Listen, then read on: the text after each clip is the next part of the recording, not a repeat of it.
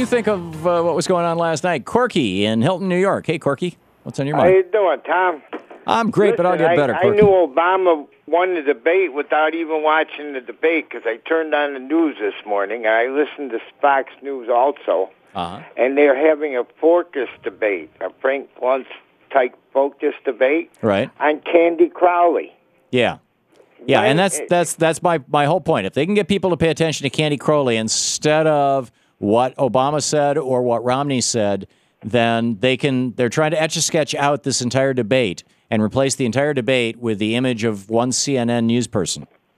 Yeah, it's how low are they going to go? I mean, this is just showing nothing more than outright hatred for Obama. It has nothing to do with policies. Well, no, I wouldn't go that far, Corky. I'd say that what they're doing, this is the old Lee Atwater strategy from the Reagan campaign: play the refs.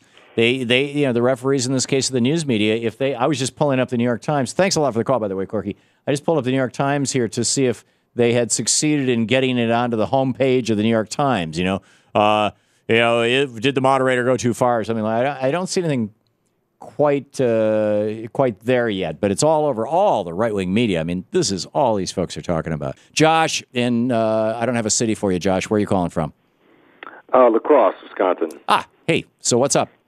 How you doing? I just wanted to bring up a point on energy that Romney keeps espousing. Every time he seems to go on stage, he says that he wants to make us energy independent. And then he says, well, North American energy independent. Right.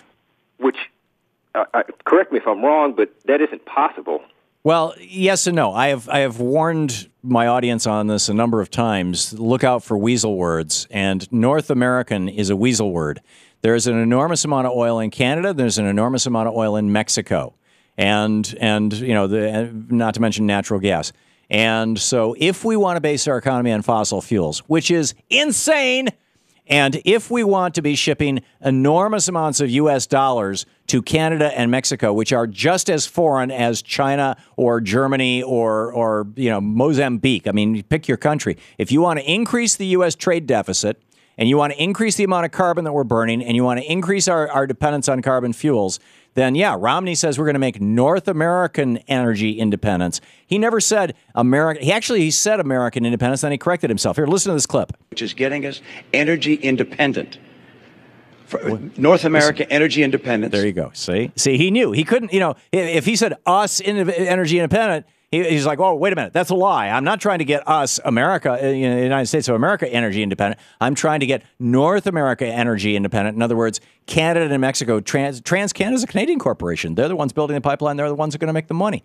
The refineries are owned by, like Dutch Shell and British Petroleum, BP. So he slips that in several times when he brings up that point. But we would also have to keep all of those fossil fuels here, too, instead of exporting them. Yeah, that would be a nice idea. And in fact, rather than even, let's just dial back. If our number one export was not gasoline and diesel fuel, we wouldn't have to import as much raw oil either from Canada, Mexico, or Saudi Arabia or Iraq. Gee, what a novel idea. Dan in Bolingbrook, Illinois. Hey, Dan, what's on your mind? Yeah, hi, good afternoon. Observations about the way Romney treats the moderators. Mm-hmm. In the first debate, when he decided he picked on PBS for the funding, that accounts for like 1/10,000th of the budget. Right. But amazingly enough, that's where Jim Lear works. He was threatening his job. Yeah, well, not only that, he tried to do the same thing last night. He said, "Wait a minute, I get the last word here," and to Jim Lear, and then he forced the last word down his throat. He tried to do the same thing with Candy Crowley. From Mitt Romney's point of view, this is a guy who was born a multimillionaire, grew up a multimillionaire, went to private schools his entire life. Had a reputation as a bully. Took that probably gay kid and cut his hair and made fun of him. All that kind of stuff. He's looking at Candy Crowley. He's looking at Jim Lear. He's looking at any moderator. He's looking at them as the help, right? Right. Well, what he did with Candy Crowley, though, when he was standing over her, basically demanding that she get on the record that the president misspoke in the Rose Garden, He was threatening her professionalism. She knew better. She had to say something. And yeah, I think you're absolutely right. The point, this whole thing about it's all about Candy Crowley.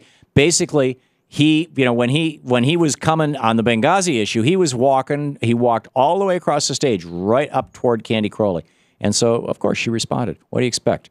Kim in Mooresville, Indiana. Kim, just a minute here, a very quick. Oh, okay. Hey, Tom, I have a real moral dilemma here. I know you can help me with it.